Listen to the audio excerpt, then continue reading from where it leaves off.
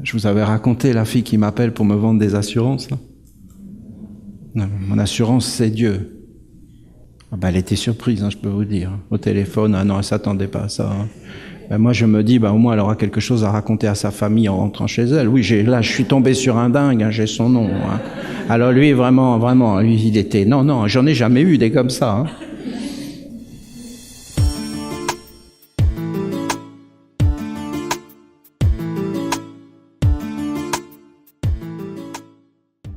L'eau, c'est le serpent. Et le feu, c'est l'oiseau. L'aigle, la colombe, ce que vous voulez, c'est l'oiseau, celui qui a des ailes et qui va vers le soleil et qui peut s'envoler. Hein? Le psaume de l'archange dans le temple, je suis l'expansion, je vais vers l'infini, je m'envole. Lui, c'est une envolée. Il s'envole. Il est grand, il est sans limite, sans frontières. Il étend ses ailes. Et le serpent, il rampe sur le sol. Il rampe. Et Jésus a dit, soyez rusés comme le serpent et candide comme la colombe. Candide. La candeur. Hein? Peut-être une des choses les plus dures à garder en ce monde. Hein? On sait comment on entre dans le monde, mais comment on en sort. Hein?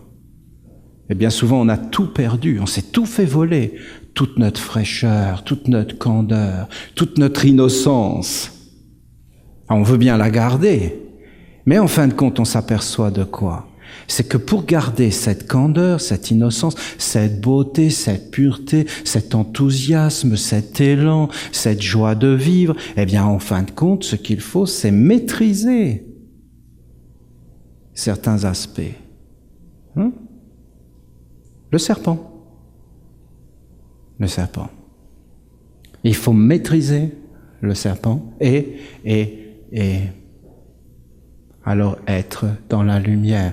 Alors quand tu as l'union du serpent et de la colombe à travers l'homme, alors c'est la perfection des perfections. La perfection. Je vous ai raconté, une fois j'étais avec mon petit garçon et je l'avais emmené, c'était la première fois que je l'emmenais à la mer. Et quand il a vu la mer, l'océan, parce que la mer, on ne sait plus, hein, la mer, quand il a vu l'océan, la grande étendue d'eau, il avait les yeux ouverts. Et il était émerveillé. Et lui, il regardait l'océan, et moi, je le regardais lui, et moi, j'étais émerveillé de lui, et lui, il était émerveillé de l'océan, et il avait comme son cœur ouvert, et tout ça était trop grand. C'était vraiment un moment inoubliable pour moi, c'était vraiment tellement beau. Et là, j'ai vu vraiment la candeur, l'innocence, la beauté de découvrir un monde, mais beau et grand. Et après, j'ai vu que tu le perds, tu regardes plus la mer, tu regardes plus rien, tu as tout perdu. Et voilà qu'il y avait dans le jardin un arbre de la connaissance du bien et du mal. Si il y avait la connaissance du bien et du mal, ça voulait dire que le mal était là. Et Dieu dit, tu ne touches pas à cet arbre. Parce que si tu touches à cet arbre, tu vas t'éveiller. C'est comme un papa ou une maman qui dit à l'enfant, tu ne fais pas ça. Tu ne touches pas ça, tu ne regardes pas ça. C'est une idée de protéger. De protéger quoi? Eh bien la candeur, l'innocence, la pureté, la beauté. Parce que si tu touches à ça, tu vas te salir. Ah bon? Me salir? Pourquoi? Bien parce que tu vois, il faut que je t'explique, il y a des choses que tu ne dois pas faire. Pourquoi je ne dois pas les faire? Parce que si tu les fais, le mal va arriver. Le mal, mais qu'est-ce que c'est? Ne t'occupe pas de ça. Papa est là, maman est là. Mais ça ne fait pas de cadeau. Le mal ne fait pas de cadeau. Alors, ce mal était associé au serpent. Mais en réalité, qu'est-ce que c'était le serpent? C'était celui qui t'initie. Essayez d'imaginer un monde où les hommes ne connaissent pas le mal. Imaginez celui qui connaît le mal dans ce monde où les hommes ne connaissent pas le mal. Vous imaginez un peu? Non mais il se dit, non mais c'est quoi ça? Alors, imaginons un monde où il n'y a pas de mal. C'est pas le nôtre. Est-ce qu'on le connaît le mal? Non. Toi, tu connais le mal? Non. Tu te fais des idées, des concepts, mais tu sais pas. Le bien, tu sais ce que c'est? Non. On ne sait pas. C'est ça le mal. Le mal aujourd'hui, c'est de ne pas savoir. Le mal, c'est de ne pas avoir de discernement. Adolf Hitler a été élu au suffrage universel. Vous croyez que c'est mieux aujourd'hui, les gens qui sont élus? C'est parce que vous êtes aveugles. Si vous aviez des yeux pour voir, vous seriez effrayés. C'est même pas des animaux.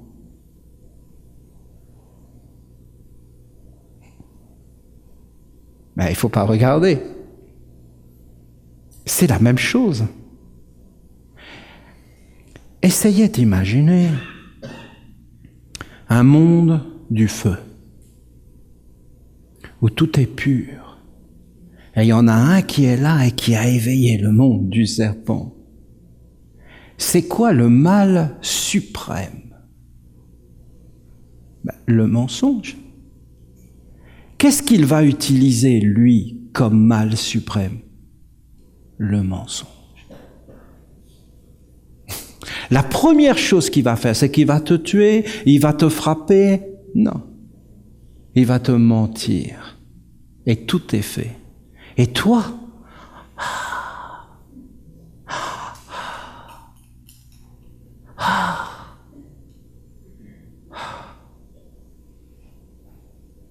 quand j'étais jeune,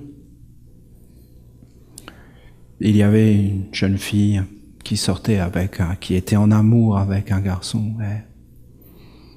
J'essayais de comprendre le monde et j'avais beaucoup de mal. Et elle vient me voir, elle me dit oh, il m'aime. Je lui dis, moi je suis un garçon, je suis pas une fille. Je lui dis, mais à quoi tu vois ça, vraiment? Vraiment, à quoi tu vois ça? Il me l'a fait 2 fois de suite. Ah. Mais tu trouves pas surprenant qu'après l'avoir fait 2 fois de suite, il t'ait donné à ses copains? Ben non, pourquoi? C'est naïf, non? Dans un monde de naïveté, ici il suffit de dire « je t'aime » pour que tout soit ouvert. Vous comprenez bien que la parole qui est prononcée n'est pas divine. Est-ce qu'elle est méchante? Là, non, en l'occurrence. Elle était marrante, ça dépend pour qui. Mais en réalité, elle est bête, c'est tout. Mais dans le fond, des 2 côtés, mais dans le fond, imaginez un monde où un être te prend pas simplement ton corps, mais ton âme, ta vie, ta destinée, par le mensonge. Essayez d'imaginer, et essayez de comprendre.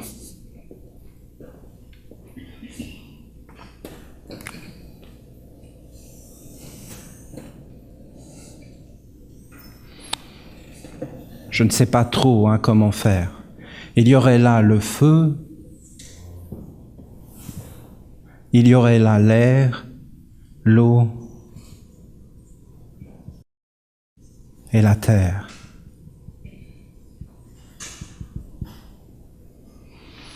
Et Dieu aurait donné tout pouvoir au feu, à l'air et à l'eau. Le feu, la lumière, la transparence, la lumière, l'eau, la transparence, la pureté.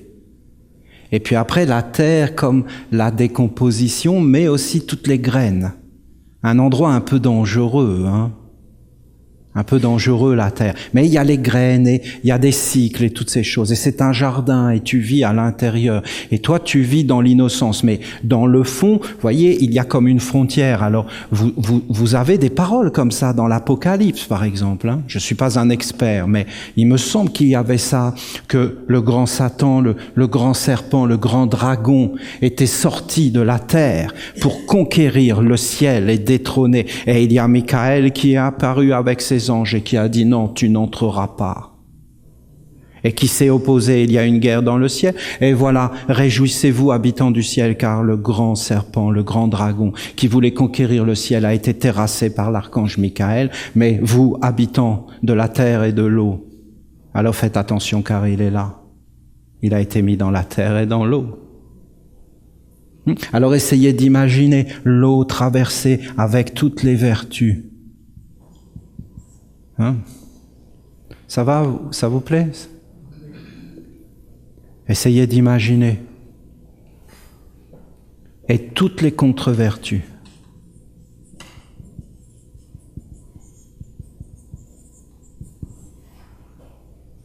Soyez candide, soyez rusé. Je sais que j'ai dit que c'était l'eau, c'était le serpent. Hein. C'est pas vraiment comme ça. J'ai pas vraiment réfléchi. J'ai pas pensé ce que je vous dis. Alors essayez d'imaginer le papa, la maman qui protège. Et là, vous avez les semences qui tombent. Et les contre-vertus ne toucheront jamais à une semence. Hein? Vous mettez une pomme, elle dévore la pomme, mais elle ne touche pas au pépin. Mais c'est terrible, hein, parce que même dans le suc gastrique, l'enfer, le feu infernal, c'est-à-dire des acides, hein, vous savez qu'il y a de l'acide à l'intérieur, qu'il y a des... Eh bien, vous avez des rhinocéros, ils vont manger un fruit, ils vont avaler le pépin, ils vont rejeter la bouse et le pépin bien au chaud dedans, et les sucs gastriques n'ont pas touché. Tu touches pas à Dieu et à la vie. Par contre, à tout ce qui est autour, fais ce que tu veux. Donc, elles sont confinées, enfermées. Par exemple,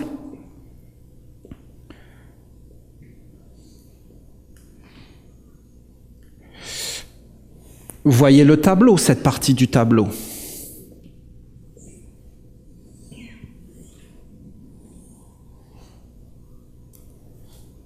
Bien, j'écris.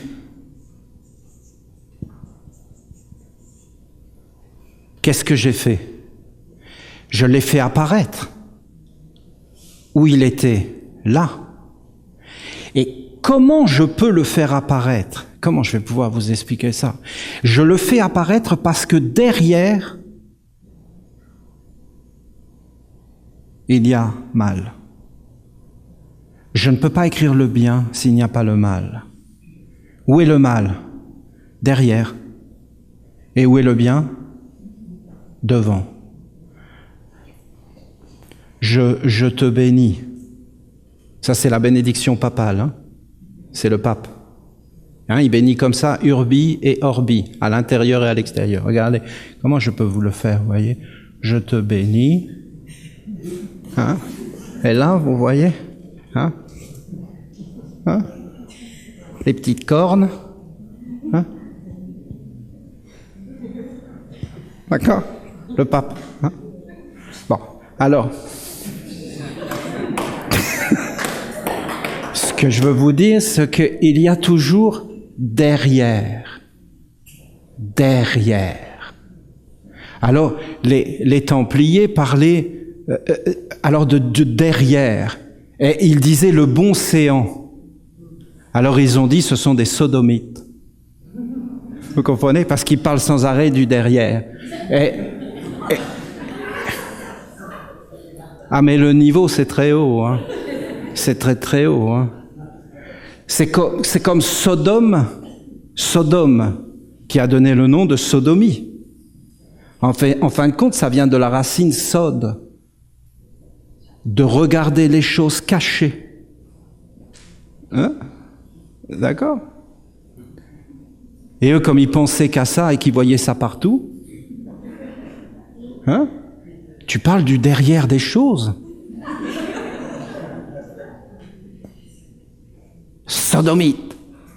Qu'est-ce qu'ils sont bêtes. Et après, ils ont mis ça dans les livres d'histoire. Et même dans la Bible. Et vous avez des êtres qui sont des érudits. Donc c'est pas n'importe qui, c'est vraiment des religieux, des penseurs, des musulmans, des êtres très très pointus. Eh bien, ils tombent dans le piège. Ils tombent dans le piège. Regardez Gilles de Rais, celui Barbe Bleue et toutes ces légendes. En réalité, alors il faisait des messes noires avec des enfants et tout ça, mais dans le fond, il faut savoir que c'était un compagnon d'armes de Jeanne d'Arc, que Jeanne d'Arc était mal vue par l'Église et qu'elle était accusée de sorcellerie, et que son compagnon d'armes, qui était un chef de l'ordre des Templiers, en fin de compte, parce que c'était lié, eh bien, qu'est-ce qu'ils ont fait? Ils ont raconté tout ça pour cacher leurs œuvres ignobles. D'accord? Et dans les livres d'histoire, on apprend ces choses-là parce qu'on va jamais chercher plus loin, justement, de regarder derrière. Je veux vous dire quoi avec mon histoire d'ombre et de bien? Je veux vous dire qu'en réalité, ça va toujours par deux dans ce monde. Il y a l'ombre et la lumière. C'est comme ça. Alors, qu'est-ce qu'il faut faire? Qu'est-ce qui s'est passé? Alors, regardez l'histoire du Bouddha, mais c'est vraiment des enseignements esséniens, tout ce que je vous dis. Parce que c'était des techniques anciennes de nos temples et de notre savoir-faire. C'est-à-dire qu'on faisait en sorte que nos enfants n'aient aucun contact avec le mal. On les protégeait. Et vous savez pourquoi on faisait ça? Parce qu'on ne voulait pas qu'ils s'habituent et qu'ils l'acceptent. Parce que la pire chose qui peut nous arriver, c'est d'accepter l'inacceptable à force de l'avoir en dose homéopathique. D'accord? Et après, je suis immunisé, mais pas dans le bon sens, hein? J'accepte ce que je n'aurais jamais accepté. Et ce qu'aucun homme digne accepterait. Je ne sais pas si vous captez, hein, je ne sais pas si je vais plus loin, parce qu'après, je ne veux pas non plus aller trop loin et que vous voyez vraiment comment je pense. Je veux quand même garder une petite marge. Hein, parce qu'après, vous allez dire, « Ouh là là, Olivier, voyons !» Ben oui. Ben oui. L'eau pure est pure parce qu'elle est pure. Tu touches pas à notre eau. Vous auriez cru qu'un jour, vous n'auriez pas pu vous baigner dans vos rivières? Vous auriez cru ça? Et vous acceptez ça? Donc, en fin de compte, mais moi c'était encore plus énorme. Hein. Il faut savoir qu'en France, si tu as de l'eau de source, elle est illégale. Ça va beaucoup plus loin. Hein. Ça peut aller très loin. Hein. Très loin. L'eau de source est illégale. Pourquoi? Elle n'appartient pas à l'État. Elle n'a pas l'accréditation. Maintenant, il faut accréditer. C'est de l'eau naturelle. De là, ce qu'on te dise que l'eau divine, naturelle, est illégale, hein, elle n'est pas chlorée, elle n'est pas contrôlée, elle n'est pas sous contrôle. Alors, ce que je veux vous dire, c'est essayer d'imaginer un papa, une maman qui protègent et qui font tout pour que des forces qui sont là et qui veulent vivre, mais elles n'ont pas le droit. Elles sont dans la maîtrise. Elles ne doivent pas entrer dans l'eau. Elles doivent rester en dessous. Et elles doivent faire leur travail, hein, de porter. Parce que le tableau, là, il porte mon écriture. Et derrière, vous avez une force qui le porte. Elle est opaque et dure. J'aurais pu écrire le mal, ici. Où aurait été le bien? Derrière. Je dis un mensonge, j'empêche la vérité de se manifester. Je dis la vérité, j'empêche le mensonge de se manifester. C'est deux façons de voir. Ah, tu as dit la vérité, donc tu as empêché le mensonge de se manifester. Oui. Ah, tu as dit un mensonge. Oui. Donc tu as empêché la vérité de se manifester. Manifester, non manifester. Ça ne peut pas aller l'un sans l'autre. J'ai manifesté le bien, j'ai donc non manifesté le mal.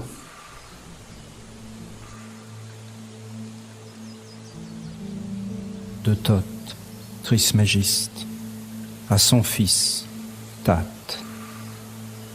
Entretien secret sur la montagne, concernant la régénération et la règle du silence. Tat. Dans l'enseignement général, ô Père, tu t'es exprimé à travers les énigmes, de façon voilée, sans répandre de lumière directe sur la nature de l'activité de Dieu. Tu ne m'as pas transmis la révélation sous prétexte que personne ne peut être sauvé avant la régénération. Mais lorsque je me fus fait ton suppliant, durant la descente de la montagne, après ta conversation avec moi, alors que je t'interrogeais sur l'enseignement de la régénération, car c'est le seul point que j'ignore, c'est alors que tu as promis de me transmettre quand je serai